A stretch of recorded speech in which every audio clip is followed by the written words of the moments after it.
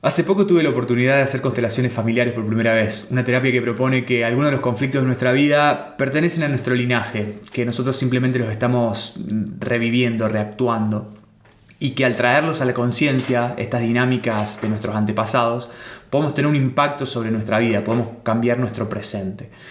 Además tuve la fortuna de hacerlo con una de las consteladoras más zarpadas que hay en Córdoba, Sandrina, que tiene un don tan especial, tan mágico, que hace parecer las constelaciones como algo súper sencillo.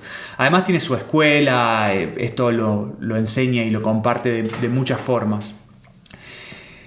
Yo todavía sigo procesando todo lo que pasó, es una experiencia muy movilizadora, pasan cosas muy locas, pero mejor que te lo cuente yo es que te lo cuente ella. Hellinger, que es el creador de las constelaciones, habla de la buena y la mala conciencia. La buena es la cuando yo cumplo con lo que esperan de mí. Me quedo en casa y estudio medicina porque mis viejos querían. Y la mala es cuando salgo a la vida, ¿no? Y digo, la verdad me gustaba la música, me voy a dedicar a otra cosa, o me gustaba la medicina, me voy a dedicar a algo diferente a lo que mi familia espera de mí. Y voy y hago eso, ¿no? ¿Y por qué mala? Mala porque hay como que romper con eso de que nos piden. Bueno, no sé, mamá me dice no te vayas tan lejos, no viajes tanto, quédate cerca o estudia esta carrera. Y mi deseo es hacer eso, ¿no? ¿La mala es quedarse o la mala es irse? La mala es irse. La mala es irse. Da un poco de culpa, porque no estás siguiendo el mandato. Ok, a nivel personal es como que una claro. Mini traición a los tuyos. Claro, y genera una ruptura, un quiebre, y después te volvés a encontrar, volvés a ver todo lo que está bueno. Pero hay un momento de ruptura que es necesario. El que no atraviesa eso es como si no creciera, como si no madurara. Yo lo veo en mi vida, pero súper marcado en el momento que mandé a todos a la verga, claro. Cuando estaba a punto de recibirme y dije, chao, y me fui a viajar. Hice ingeniería en sistemas, claro. Y programación y todo bien ñoño, que todavía es una parte mía que sigue súper viva y que me gusta mi parte ñoña, pero no, cuando rompí con todo eso dije no voy a ejercer de esto. Bueno, hay algo parecido entre eso y las constelaciones que tiene que ver con esa organización como por etapas o por periodos, o las estructuras como las cosas que se relacionan entre sí, que son sistémicas. Eso se parece mucho. Las cuestiones de función lógica se usan también en las constelaciones, de otra forma. Ordenémonos, porque vos me habías contado, de Hellinger, el creador, había primero estudiado psicoanálisis, o sea, había venía de la línea de Freud, de Jung, ¿no? Antes de eso, en realidad fue cura. Okay. Fue cura, tuvo todo su despertar religioso porque en su familia, digamos, en su casa materna había una cuestión con la religión. Entonces él como que tomó toda esa espiritualidad y esa fuerza y cuando tuvo la edad suficiente se fue a hacer cura. Y después en un momento eso de ser cura como que le quedó chico, porque se dio cuenta que si seguía el dogma religioso había cosas de su sentir, de su mala conciencia, que no podía expresar, ¿no? Entonces salió de eso y se fue a estudiar psicoanálisis, sistema. Y después se dio cuenta que eso también le resultaba dogmático y volvió a salir de eso. Y estuvo como en otras experiencias más de las teorías grupales, y ahí fue donde creó las constelaciones. Ahí va. Que se fue a África, me habías dicho, ¿no? Sí, se fue a África, y en África vio como las tribus podían hablar con los ancestros cuando tenían que tomar decisiones importantes, los ancestros fallecidos. Ok. Y vio cómo eso lo ritualizaban y lo sistematizó, digamos, lo bajó como una técnica. Ahí va. Y ahí inventó las constelaciones. Ese es el origen de las constelaciones. Claro. En realidad no es algo nuevo, pero él lo trajo como al lado occidental, digamos. Esto existe hace mucho, estas formas ritualeras existen en todas las cosmovisiones antiguas, ¿no? En todo lo que es nativo, pero en los distintos lugares. Pero él lo trajo al mundo racional, lo explicó, digamos, lo sistematizó.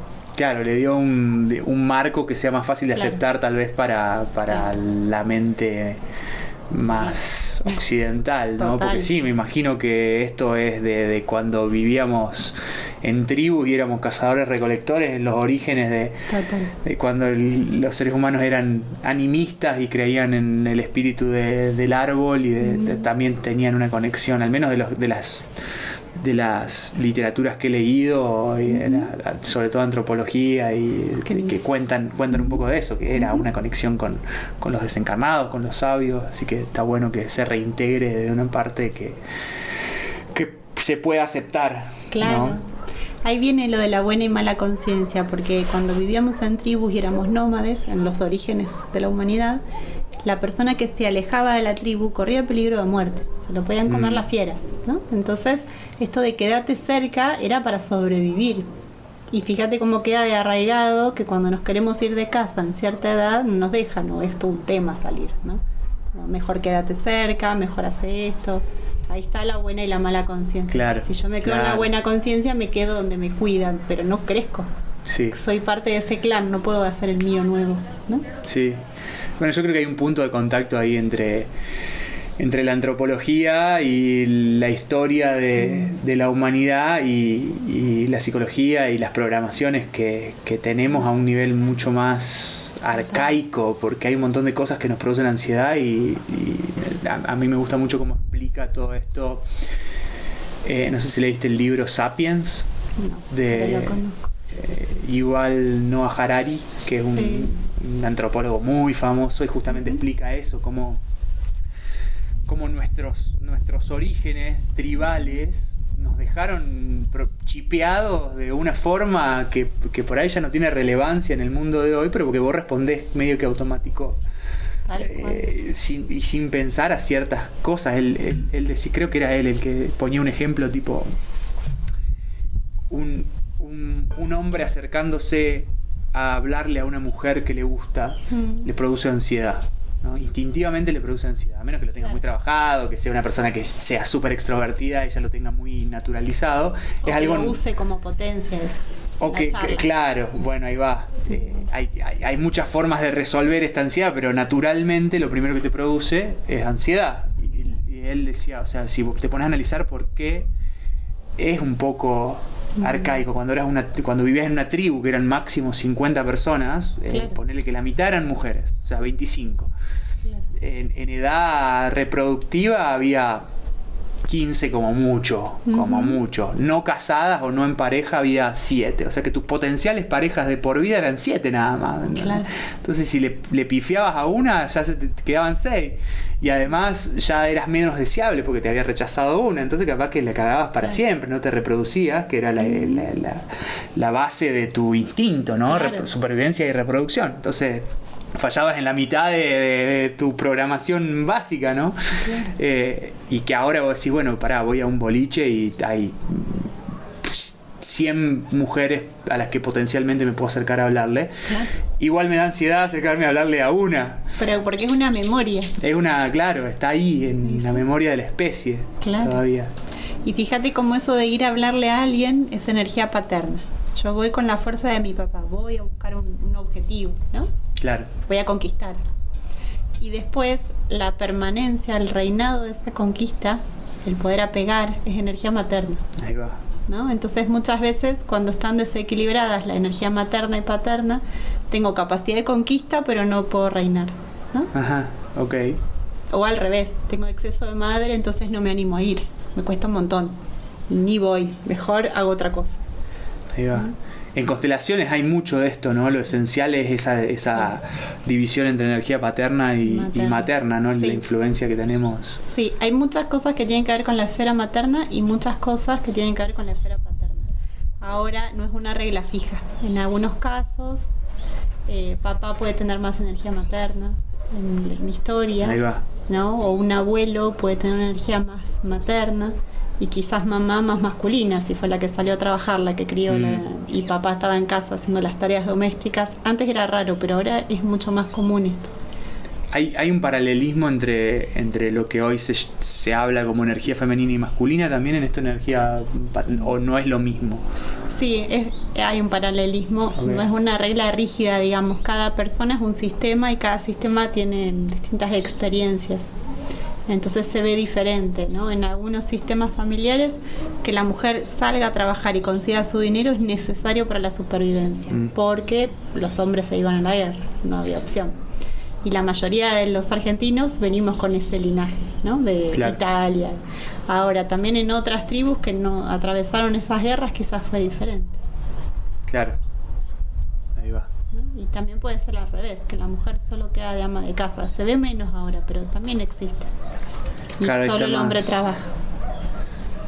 Claro, ahora por ahí se busca más un balance en cada individuo entre esa Claro. energía materna y paterna, donde, Claro. qué sé yo, la mujer quiere tener sus propios proyectos Claro. y ya está medio no tan dominante el rol de cada uno dentro de una pareja. Sí, más equilibrado. Claro. ¿No?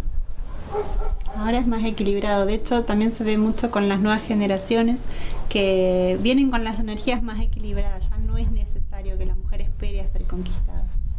También. Cambia eso. Sí. Hay otras actitudes. Claro, es regeneracional. Sí. Ahí va.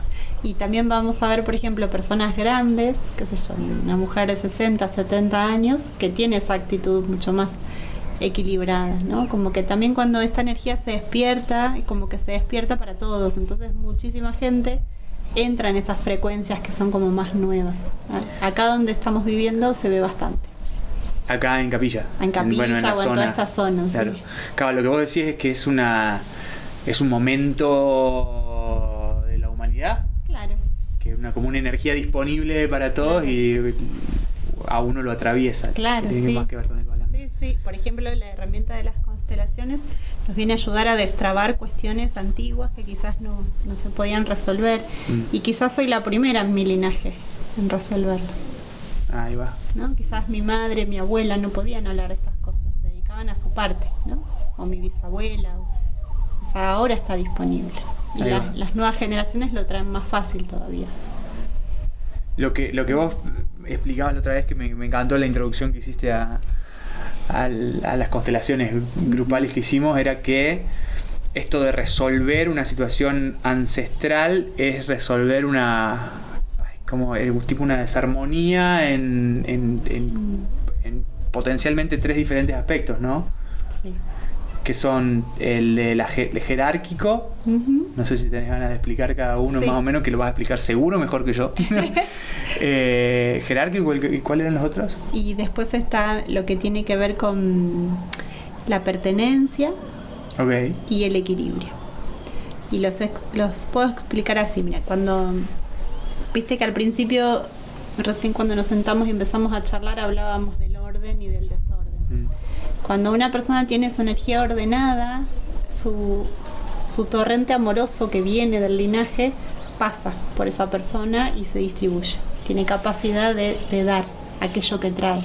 Y se ve, por ejemplo, en personas con cierto liderazgo, personas que realizan bien su trabajo, que tienen como esta cuestión de lo social abierto y pueden brindarse como una función social. Y cuando el amor no fluye bien, la persona tiene como aspectos como si hubiera bloqueos. No, pareja no tengo porque eso es un problema, o no, yo dinero no, o lo que fuera. El tema que sea bloqueado. Entonces, esos bloqueos muchas veces tienen que ver con que hay un desorden. Y Hellinger, cuando armó este sistema de las constelaciones, planteó 3 órdenes del amor. El primero o el segundo tiene que ver con la jerarquía. El que llegó antes tiene prioridad. Entonces ese torrente amoroso que viene de mis ancestros viene de la abuela, de mamá y después viene a mí. Y si yo no estoy en mi lugar, si yo no ocupo mi lugar de hija en relación a mi mamá o a mi papá, o de nieta en relación a mis abuelos o lo que fuera, no recibo lo que es para mí, no me llega. Estoy bloqueada o corrida del lugar, ¿no? Y esto puede ser que yo no esté ocupando mi lugar jerárquico en mi vínculo, por ejemplo, con mi mamá. O también puede ser que yo esté, o esto entendí yo, ¿no? Que yo esté representando una dinámica anterior del linaje, de que ya algún antepasado, bisabuelo con la tatarabuela había una desarmonía en jerárquica. Claro. ¿No? O sea, no hace falta que seas necesariamente en mi, digamos, con los parientes vivos. Tal cual. Sí, son como reflejos, digamos que son patrones que se repiten, ¿no? Seguramente si en mi generación hay una desarmonía, viene de una desarmonía anterior, un desorden anterior. Y eso, digamos, tiende a repetirse hasta que es sanado. ¿Y cuándo suceden? Cuando sucedió algo inesperado. Por ejemplo, que está hoy presente para mí el ejemplo de la guerra. Cuando un ancestro, en vez de quedarse a maternar o a paternar, se fue a la guerra. O fue raptado por los soldados o lo que fuera y no cumplió su rol.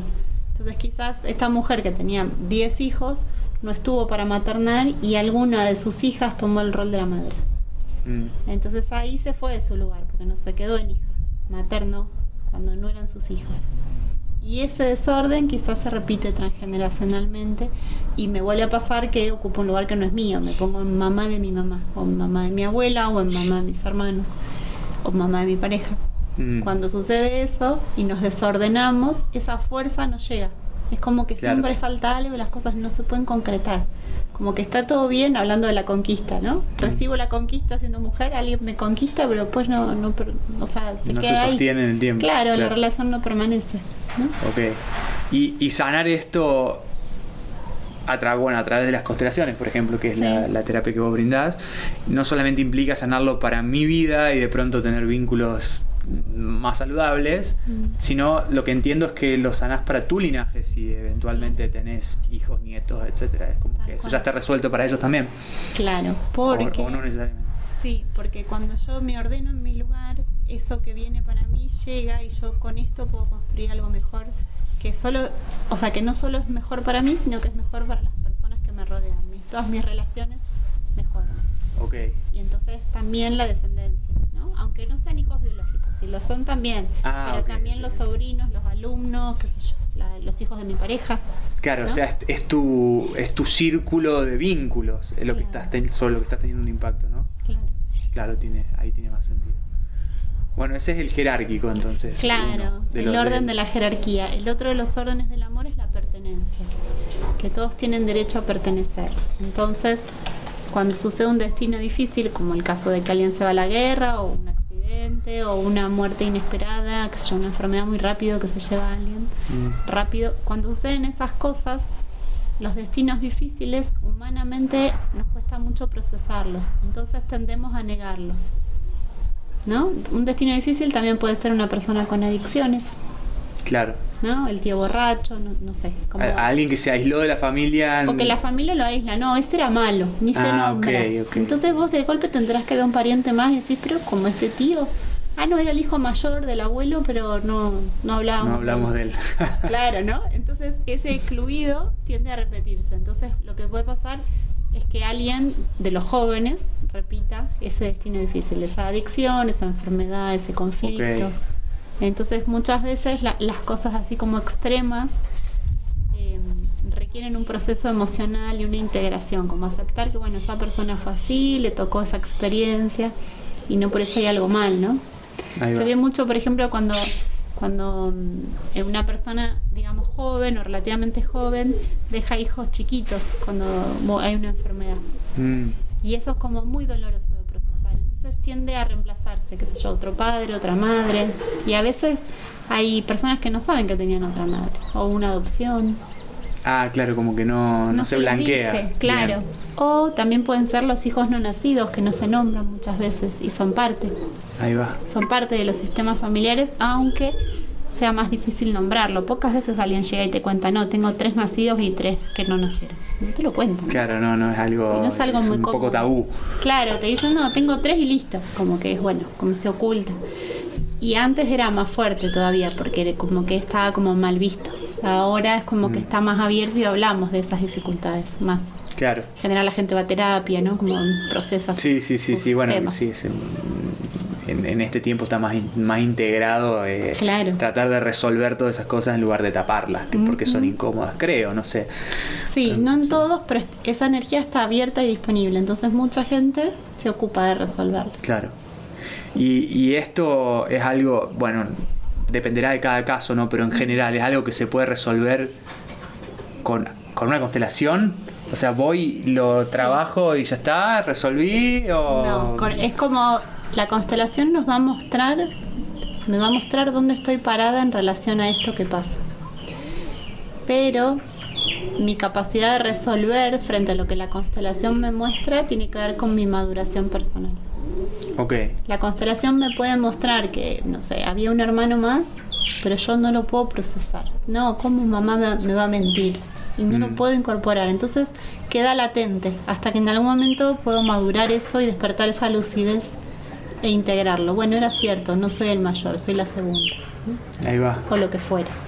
Claro, y también puede pasar, que esto también lo saco de lo que vos explicabas la otra vez, que sobre una situación tiene una complejidad un poco más grande que solamente una de estas cosas que estamos nombrando, y por ahí en una constelación lográs destrabar una y trabajar sobre una y integrarla, y después de un tiempo se puede hacer otra y ir a buscar.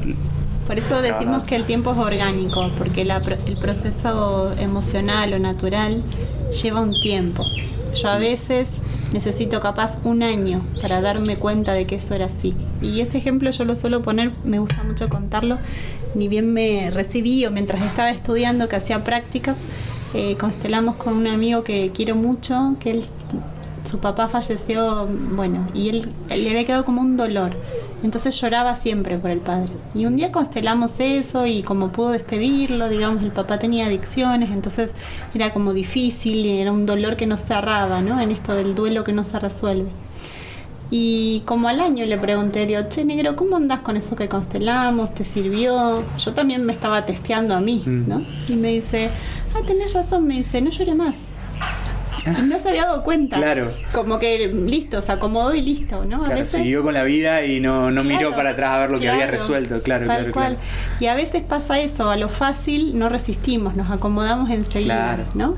Y a la dificultad, como que estamos ahí, qué sé yo, un conflicto, no tengo dinero y estoy ahí, ¿no? Como estoy con ese constante. Ahora, donde viene el dinero ya no es más un problema. Listo. Sigo. A lo que sigue. Perfecto. Entonces pasa eso, es un proceso orgánico. Hay gente que lo resuelve de un día para otro, yo lo he visto en constelaciones, que al otro día está como ese darte cuenta y se integra. Y hay gente que le lleva más tiempo y no hay algo que esté bien o mal, ¿no? Es como el tiempo natural de cada persona. Claro. Yo todavía estoy procesando. Lo que hicimos fue hace 3 semanas. Más o menos, ¿no? Un mes como mucho. Todavía estoy ahí. Es poco tiempo, hay que darse tiempo.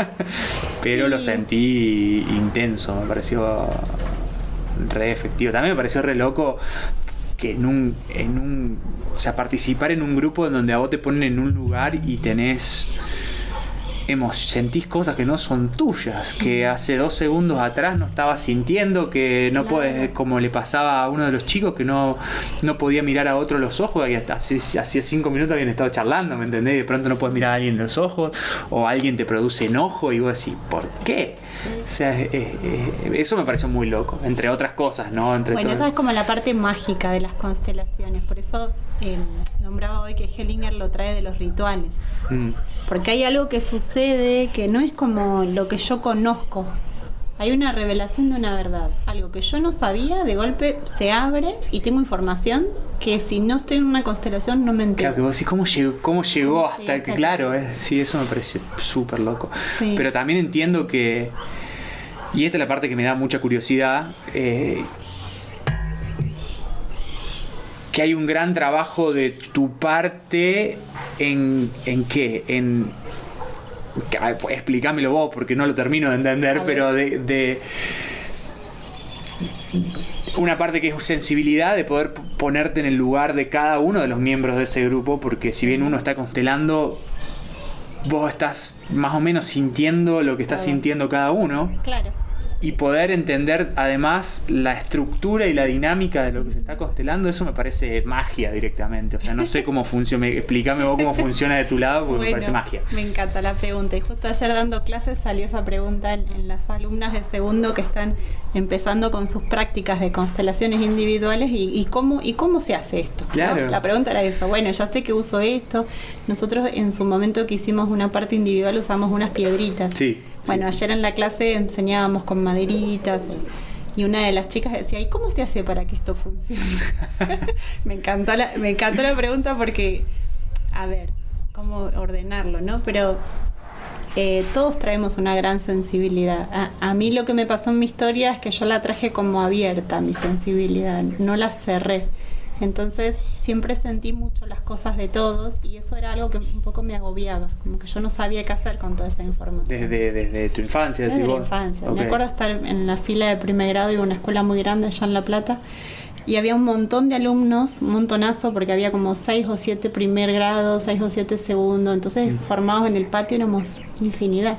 Y yo miraba todo eso y decía, tiene que existir otra cosa, la vida no puede ser nada más que esto. Como que faltaba algo. Y bueno, y después en el tiempo, digamos, atravesando mis propios caminos, ¿no? Y mis desencuentros y encuentros, como que pude poner esto como una herramienta al servicio. Dije, todo esto que siento lo puedo como educar, ¿no?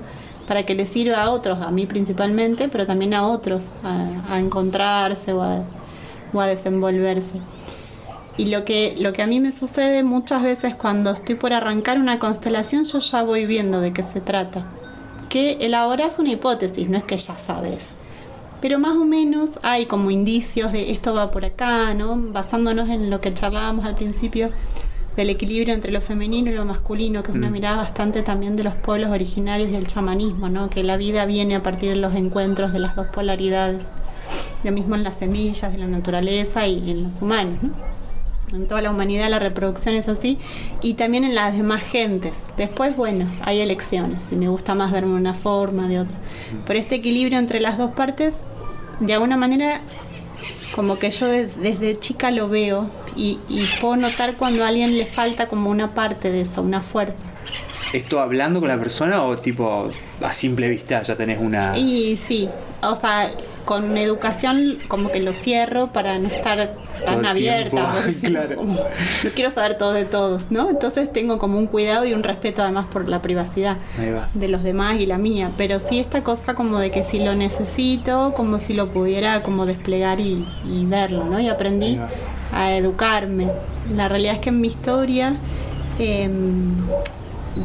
o sea, en algún momento empecé como a volver a buscar el mundo espiritual porque sentía como que era algo que era para los que tenían tiempo, ¿no? Yo me dedicaba al mundo laboral, me iba muy bien en lo mío y como que a mí me parecía que el mundo espiritual era para otros. Era un hobby. Claro, en otra vida, sí, los que tienen tiempo, en otra vida voy a hacer de esas cosas. Claro. Y después en un momento la vida se me puso como más difícil y necesité reorganizarme, rearmarme. Y como, bueno, ver qué cosa me gustaba de vuelta, ¿no? Porque lo que me funcionaba para disfrutar de la vida me había dejado de funcionar, que era el trabajo. Yo me dedicaba muchísimo a trabajar y como que en eso iba bárbaro. Diseño en comunicación visual. Ahí va. Sí. Y trabajaba, tenía un socio, teníamos una empresa, teníamos empleados, como que la cosa había crecido mucho y yo de golpe no me hallaba en esa vida, ¿no? Me faltaba algo. Y bueno, y en ese momento como que sin querer, queriendo, conocí el Reiki y ahí empecé, ¿no? Por ahí el yoga ya era parte de mi vida, pero lo hacía más desde un lado físico. ¿Ese fue tu primer contacto fuerte con la parte espiritual? Hasta ahora hasta ese punto de tu vida no le habías dado un canal a esta sensibilidad que vos tenías. Claro, entonces me desordenaba, porque yo, por ejemplo, no sé, iba a una reunión de trabajo y sentía muchas cosas. Entonces a mí eso me generaba medio un caos. Entonces había lugares en los que no quería entrar o personas con las que no me quería relacionar. En realidad era que mi sensibilidad me contaba muchas cosas sobre eso, ¿no? Y como que era mucho. Y bueno, después como que fui aprendiendo a educarlo y las constelaciones llegaron después, ¿no? Llegan después de un camino. Ya tenés que aprender a sentir, a creer, a confiar, ¿no? Hay un montón de cosas que se dan para que vos llegues a constelar. Ah, ok.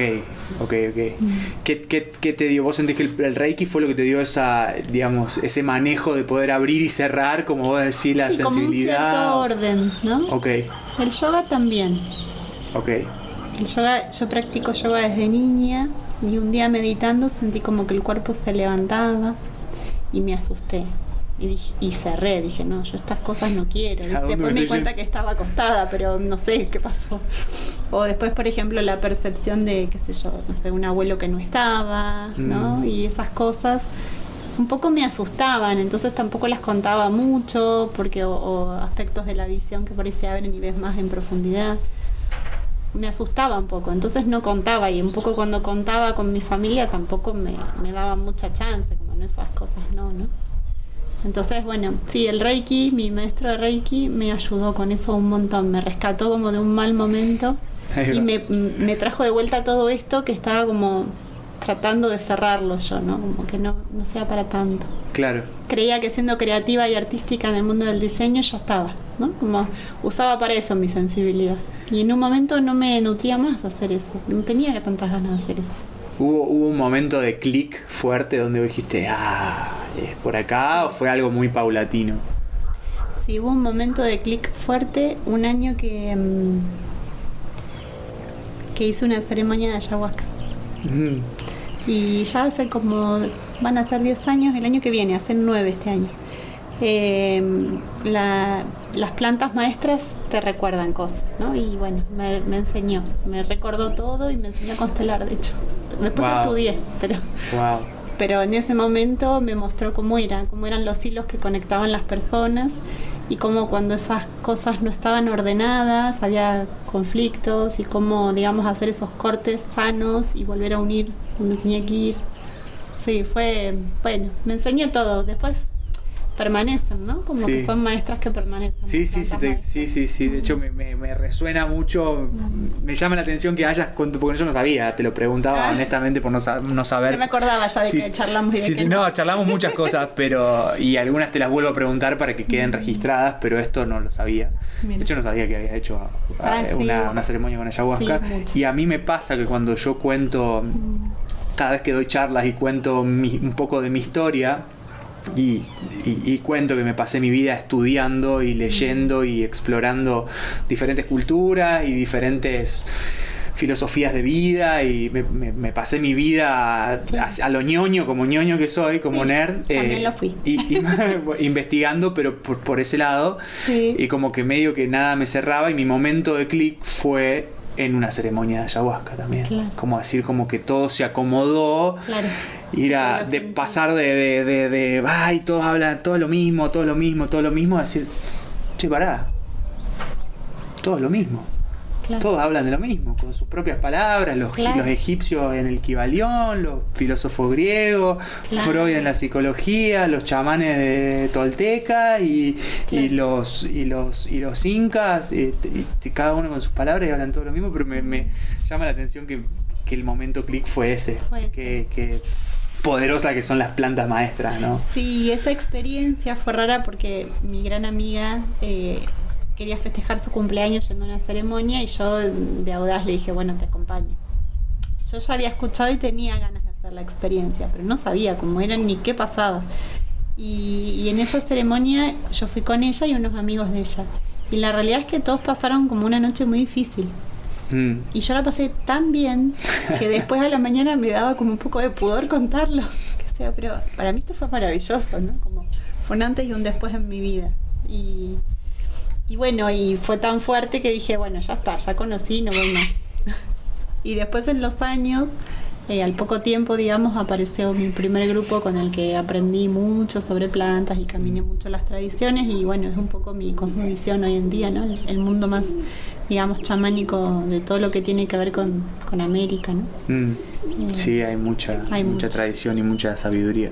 O sea, y desde esta experiencia vos te pusiste a estudiar.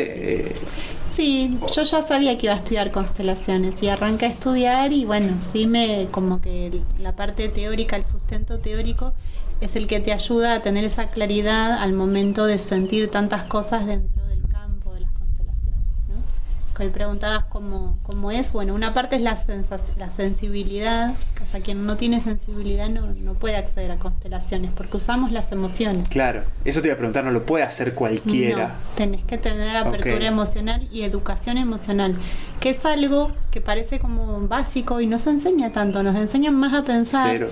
Y no nos enseñan a ordenar el sentir, entonces a veces se despelota y no sabemos qué hacer con eso, ¿no? Entonces, bueno, la educación emocional, el poder sentir lo que siente otro y no irme en eso.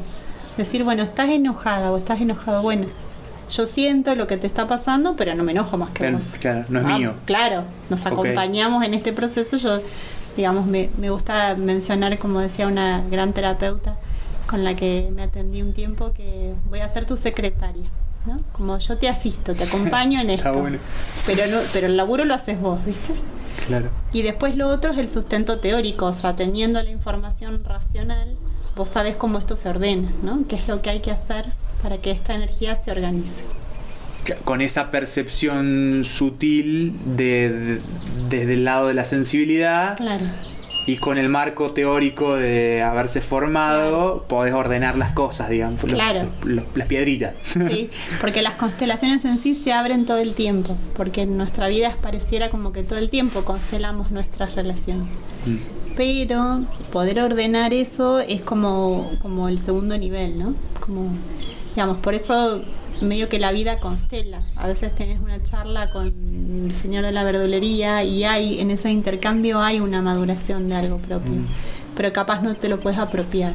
Entonces necesitas capaz 10 charlas más para que en un momento decís, era esto y me doy cuenta, ¿no? Y capaz en una terapia vas una vez y quizás haces una gran resolución de un problema. Claro, ¿no? Claro.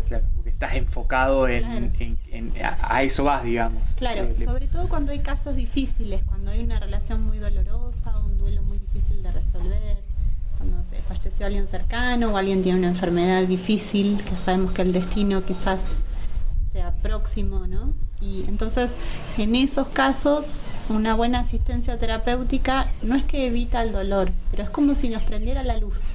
Entonces medio que vemos para dónde salir, ¿no? Para dónde resolver, para dónde avanzar. Claro. Está bueno, está interesante. Sí, está bueno. Ahora estoy acompañando a una chica que está así con algunos conflictos existenciales y a mí me resulta como muy provechoso poder acompañarla, porque a mí también me pasó y yo no sabía qué hacer, ¿no? O sea, iba a la psicóloga que me ayudaba un montón, pero había áreas de mi vida que no se cubrían solo con la psicoterapia. Entonces, o sea, agradezco mucho tener la oportunidad de acompañar a alguien, porque de alguna manera me acompaño a esa que fui, ¿no? A esa edad, claro, cuando yo no sabía qué hacer y no encontraba dónde preguntar. Llegó después, cuando maduré. Claro. Pero esto es algo que haces ya no como constelación, sino como acompañamiento, claro, más regular. Claro, sí. Otras terapias. Es otra terapia. Claro, pero igual mi base tiene que ver con lo sistémico, con la Gestalt y con las constelaciones familiares. Como que yo desde ahí acompaño con otras terapias también, ¿no? Por ahí en estos casos, digo, cuando alguien necesita más seguido. Claro. Porque constelas capaz una vez en tu vida. Claro, y ya capaz al otro año constelas de vuelta, pero no es algo habitual, ¿sí? Vos podés participar de talleres, eso te puede servir, pero no es una terapia a la que vos puedas ir todas las semanas o todos los meses o cada 2 meses. Y pasa, hay personas que constelan muy seguido, pero no llegan a procesar, entonces es como contraproducente. Es como un mal, del lado de facilitar, es una mala praxis también, ¿no? Cuando alguien facilita muy seguido a alguien que constele muy seguido por ansiedad, capaz, ¿no? No estás ayudando, estás como nutriendo tu ego, ¿no? Claro, que de hecho lo que vos recomendabas era que al menos se dejen pasar entre 3 a 6 meses, ¿no? Sí, y a veces más, como mínimo, ¿no? Claro, que respetarse a uno mismo y saber cuál es el tiempo. Sí, porque no llegamos, orgánicamente no llegamos a procesar tantas cosas, entonces no es recomendable. ¿Orgánicamente qué quiere decir? Como que nuestras emociones nos llegan a elaborar por algo. Cuando vas a un psicólogo vas seguido, ¿no? O cada una semana o cada 15 días, pero vas un tiempo hasta que un tema se ordena. No es que una charla y listo, a veces sí, pero lleva un tiempo, y constelar quizás te ahorra muchas sesiones de terapia, pero después hay un tiempo que lo tenés que procesar, y si tu capacidad de procesamiento no está organizada, ordenada, si vos no sabes procesar, digamos, o yo no sé procesar sola, necesito una asistencia terapéutica para entender eso que me pasó, porque si no es como un despelote. O sea, este acompañamiento que vos brindás, es decir, hacemos una constelación y después te acompaño en lo sucesivo, ¿o son dos cosas separadas que se pueden integrar? Separadas que se pueden integrar. Ok. Con otras técnicas. Ok, ahí va. Sí. ¿A esto le das un nombre vos? Sí, en realidad aprendí técnicas que comparto, digamos, ¿no? Okay. Está el mundo de las constelaciones familiares, las sistémicas, digamos, y después tengo naturalmente esta sensibilidad que hablábamos hoy, que aprendí en su momento a leer registros akáshicos. Ahí va. Y hago Ok. lecturas y bueno, eso como que es algo que hago cotidiano, digamos, como constelaciones. Semanalmente doy sesiones de todo esto, ¿no? Ahí va. Y después hago otras sesiones de otras cosas que tienen que ver con elaborar la infancia, sanar la primera infancia. Es una técnica que se llama ensueño dirigido. Y bueno, haces un ensueño, que es como un viaje, podríamos decirle, chamánico. Y después de eso hay encuentros de charlas sobre eso que sucedió.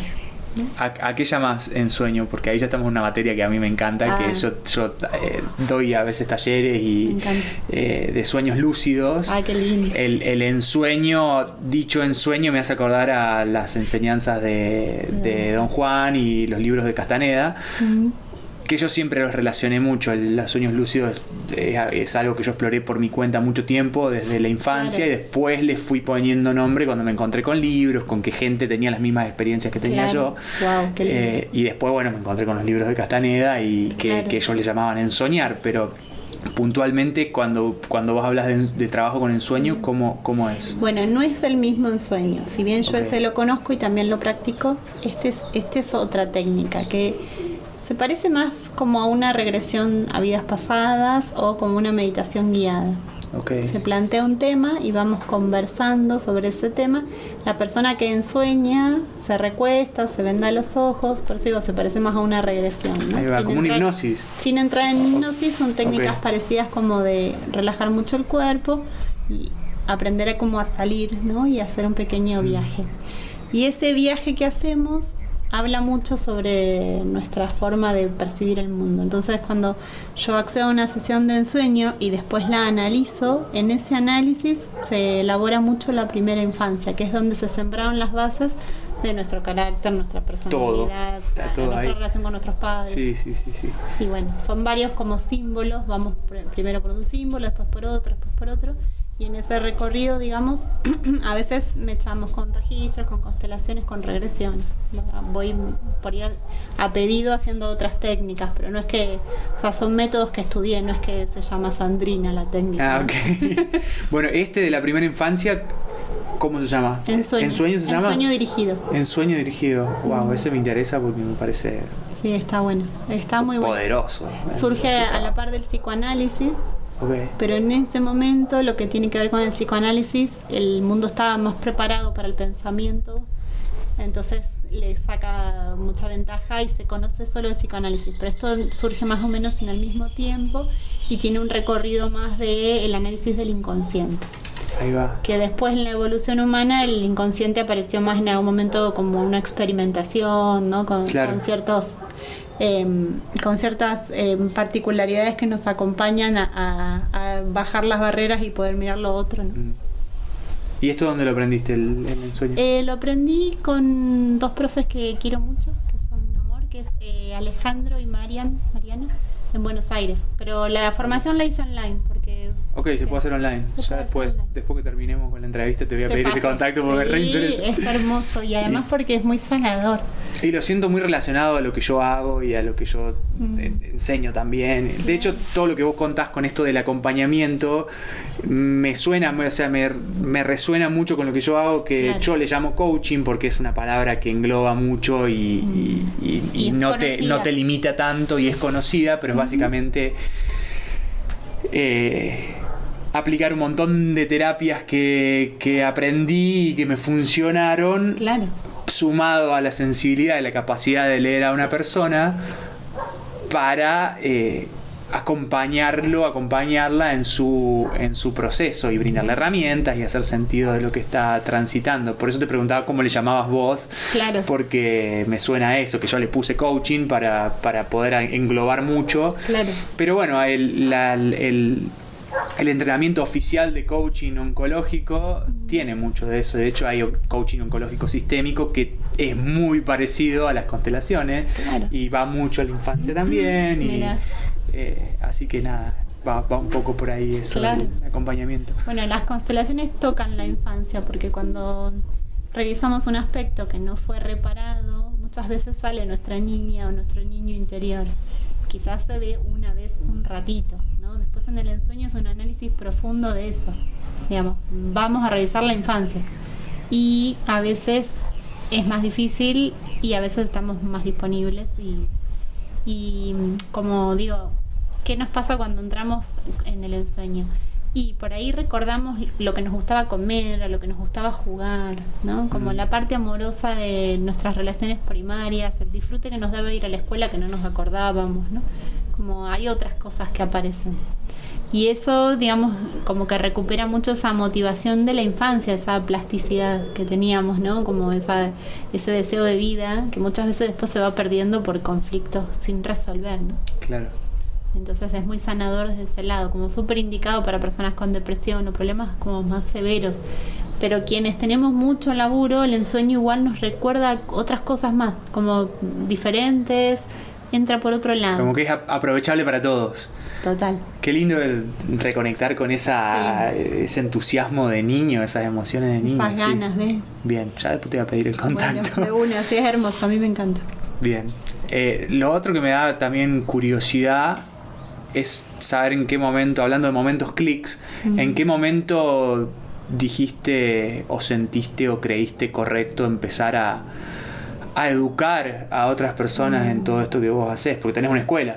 Sí, la Escuela de Constelaciones, la Escuela Argentina de Constelaciones Familiares y Gestalt. Bien. Sí, hace mucho que doy clases, ¿no? Como que de chica me llamaba la atención o me gustaba esto de compartir las cosas y siempre fui un poco la que le enseñaba a mis compañeros en la escuela, ¿no? Después en la secundaria también, como que tenía así un rol más activo. Y después en la facultad enseguida, cuando estudié diseño, enseguida empecé a dar clases, como en segundo o tercer año, ahí nomás arranqué. Que había una beta de enseñar. Sí, de docencia, Sí, de docencia. me gusta. Y después entonces, cuando me pasé al mundo de las constelaciones, me empezó a pasar que mucha gente me empezó a pedir, o registros, o bueno, regresión. Como me empezaron a pedir que enseñara eso que... Y bueno, y ahí dije, bueno, ya estoy. Si la gente, o sea, si el entorno te lo pide es porque capaz ya está la maduración para hacerlo, ¿viste? Y me encanta. Como es muy lindo porque es sembrar, digamos, más expansivo, porque después las personas que se forman comparten eso hacia afuera, ¿no? Claro, Sí. claro, sí, así vas creando una red. Claro. ¿Te pasa Como que de...? me da más propósitos para mi vida. Claro. Porque a mí me da mucha alegría cuando alguien despierta, se da cuenta, como que siento que tiene mucho sentido, ¿no? Sí, Hace sí, clic. sí. Me nutre eso, digamos. Me pasa lo mismo. Sí. Sí. Generar eso me parece re lindo. ¿Te pasa que llegue, o te ha pasado alguna vez que llegue a tu escuela alguien al quien le tenés que decir, che, vos no podés? Sí. Esto no es para vos. Esto no es para vos, sí. ¿Sí? Sí, me ha pasado con personas que tenían mucha necesidad de brindarse y todavía no se habían conocido. Claro, como que hay que hacer un viaje interno antes de... Sí, Okay. Y ese es el tercero de los órdenes del amor. Hoy nombramos los dos primeros. Ahí bien, Sí. nos habíamos olvidado de uno, Sí. ¿verdad? Nos fuimos charlando, ¿no? Sí. La jerarquía y hablamos de la jerarquía y la Jerarquía y la pertenencia. pertenencia, Y el ¿verdad? tercer orden del amor es el equilibrio entre el dar y el tomar. Ok. O sea, Hellinger lo llamó el dar y el recibir, y después el término recibir se amplió un poco más con el tomar, que tiene que ver con que cuando yo puedo tomar la vida de mis padres, puedo volverme adulta, ¿no? O sea, ese equilibrio es que mamá y papá son más grandes y yo como más pequeña tomo eso que es para mí, ¿no? Y ahí hay una diferencia entre recibir y tomar. Mis padres me pueden estar regalando la vida y yo puedo no tomarla. Y son los casos de las personas que deciden como no disfrutar la vida, ¿no? Y qué sé yo, enfermedades crónicas, adicciones. Hay un montón de maneras de no disfrutar la vida. Pero cuando yo me hago cargo de que me la regalaron, ¿no? Y entonces con esto hago algo hermoso, es que estoy tomando mi vida y en honor a vos mamá, en honor a vos papá, voy a hacer algo hermoso con este regalo, ¿no? Claro. Sí. Y también incluye las relaciones pares, por ejemplo. Cuando yo tengo una pareja, hacemos un equilibrio entre lo que yo doy y lo que tomo de mi pareja, ¿no? Y lo mismo mi pareja me da y también toma de mí. Nos vamos equilibrando, es como algo que, como caminar con los dos pies, ¿no? Vamos en parejo. Cuando las relaciones de pareja, y pueden ser de pareja amorosa o de pareja laboral, por ejemplo, ¿no? Se van desequilibrando y una persona da mucho y la otra no compensa eso, la relación ante un desequilibrio grande tiende a romperse. Y ese es el mayor problema. Y esto también es, porque esto es algo que se puede constelar, obviamente, por eso Claro. está de las 3 opciones que vos habías planteado, Claro. de amor, ¿no?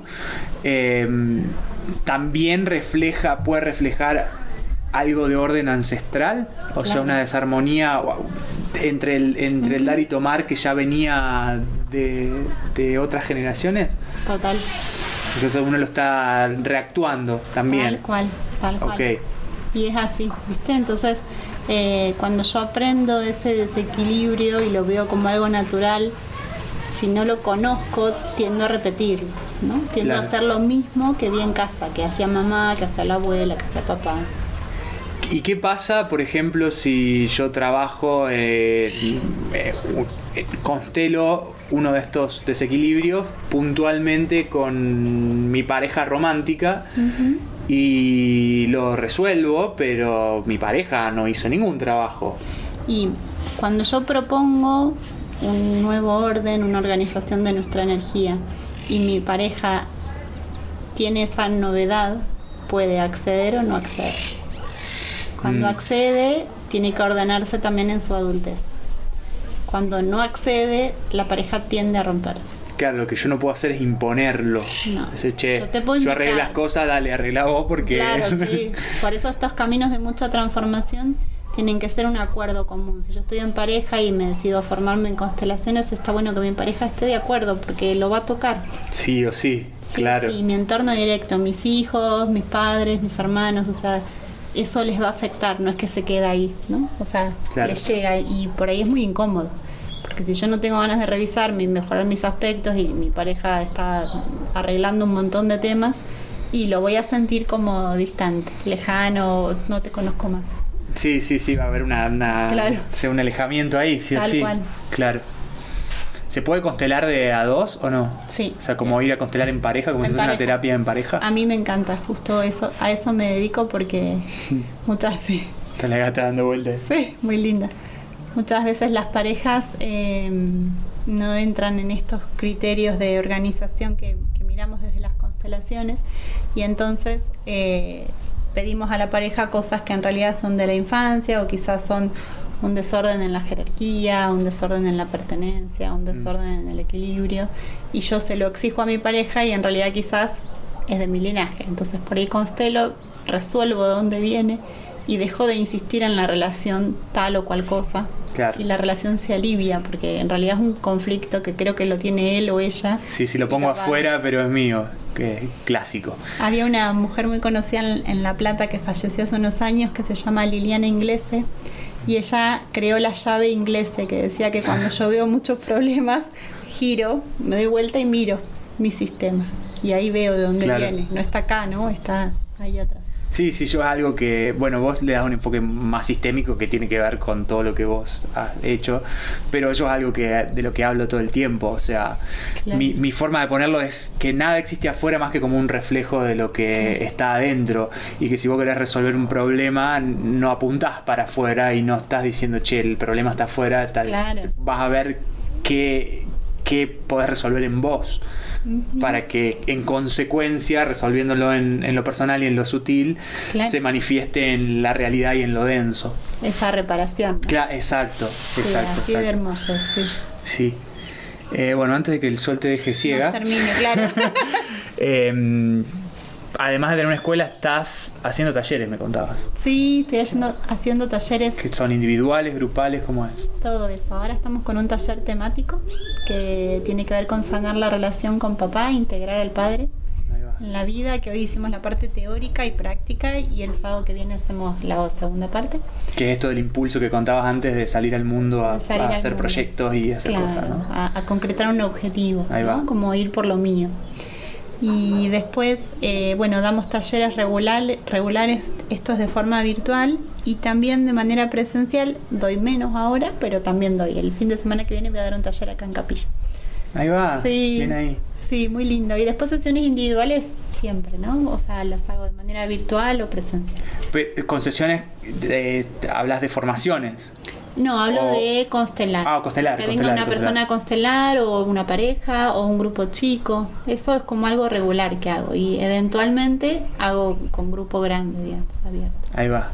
Bien. Sí. Antes hacía mucho más seguido, pero ahora como que estoy más tranquila. Hago Bien. menos cantidad porque ya con la escuela doy mucho, entonces como que siento que ahí hay un lugar donde Bueno, se ahí el plasma. balance entre dar y tomar, ¿no? Claro, sí, total. Para cerrar, yo siempre a las personas que invito les hago la pregunta que me hice yo y que originó el Dale. podcast, que es ¿para qué estamos? Que no sé si te conté la historia alguna vez, pero bueno, No, pero la me pregunta gusta. que le hice a mi mamá cuando tenía 4 años y, Wow. que marcó, bueno, ese rumbo nerd de mi vida, de comerme todos los libros y todas las mitologías y todas las religiones que pueda para buscarle una respuesta. Y me gusta ver la visión que tiene cada invitado o invitada de esta pregunta. Así que no te preparé, en general suelo avisarle a la gente que le voy a preguntar. pero bueno, sorpresa. Sorpresa. Bien, ¿para qué estamos? ¿Para qué existimos? ¿Para qué todos o para qué existo yo? Ambos. Mi pregunta original es fue ambas, o sea, ¿para qué existimos seres humanos en el Claro, planeta? claro. ¿Para qué vivimos si nos vamos a morir, por ejemplo? ¿Cuál es el sentido de la existencia? Y además, ¿para qué estoy yo acá? Claro. Bueno, la pregunta está buenísima. Hay muchísimas cosmovisiones que hablan de esto, ¿no? Me parece que una manera interesante de definirlo es que no somos almas individuales, sino que pertenecemos a algo más grande, a almas familiares o quizás al espíritu, como lo llaman las cosmovisiones. Entonces, cuando yo me doy cuenta que soy parte del espíritu, como que si bien mi ego individual existe, no es tan importante, ¿no? Como que paso a ser como una más de ese todo que se va manifestando. Y en la mirada más espiritual entiendo que somos la conciencia manifestándose, ¿no? Entonces, ¿para qué estamos? Para hacer esta experiencia. Por eso algunas personas, ¿no? Desde su personalidad, su carácter, tienen una existencia mucho más difícil y otras personas tienen una existencia mucho más en disfrute. Como que es una elección eso. Claro. Más allá de lo que traemos, ¿no? Podemos liberarnos de viejos patrones y disfrutar la vida. Claro, que también tiene más... Va más allá de qué atravesamos en la vida, sino de cómo Claro. lo atravesamos, esa de disfrute o de renegar de lo que me toca, ¿no? Tal cual. Sí. Apropiarnos de la vida y disfrutarla. Bien, ¿no? me gusta tu respuesta. Ay. Muy sistémica. Muy Sí, sistémica. sí, pero también porque hay algo ahí importante en vernos en relación a todo lo demás que existe. O sea, mi vida no es tanto más importante que la vida de cualquier otro ser humano o de cualquier otra especie, ¿no? Y eso a veces nos olvidamos. Sí, yo lo entiendo como una sensación de unidad, que cuando uno hace un poco el zoom out, se aleja del foco del ego en su vida y ve el mundo y la historia, lo entiende como que más que todos estamos unidos, todos formamos parte de la vida de todos y todos tenemos impacto en la vida de todos. Sí, total. Y Fran, vos que sos viajero, viajar te abre mucho a eso, ¿no? Sí, Como que te hace un Google Earth de tu vida. Sí, te da esa perspectiva. A mí me ayudó mucho viajar, sí. Yo por mucho tiempo fui de predicar del viaje como la solución a todo. Bueno, pero ¿sabes por qué? Porque cuando vos viajás, despertás ese observador. Porque como el lugar es nuevo, te llaman la atención las cosas, entonces hay un disfrute de esa novedad, ¿no? Claro. Ojalá pudiéramos siempre vivir nuestra vida en ese disfrute y no olvidarnos. Que nuestro cotidiano tal cual. tenga ese disfrute. Bueno, hablando de la niñez, es como que te da un poco la visión de un niño, donde el mundo es nuevo y mágico y bello por un rato al menos, Claro. y además te da yo siempre digo lo mismo, te da la oportunidad de ser en un entorno donde nadie te conoce, entonces podés Claro. explorar partes tuyas, como nadie espera nada de vos porque todavía no tienen una imagen formada de vos, que Claro. por ahí suele pasar cuando vos pasas mucho tiempo con la misma persona, Tal sea cual. familia, amigos, lo que sea, podés explorar partes tuyas que no habías explorado, así que sí, fundamentalista del viaje como solución a la vida. Sí, como el despertar, ¿no? Como un camino hacia Sí, el despertar. sí, hay sí, muchos, sí, pero sí. el viaje es uno El viaje es uno, sin dudas. del que nos podemos poner de acuerdo. Bueno, vamos a cerrar antes de que el sol nos mate.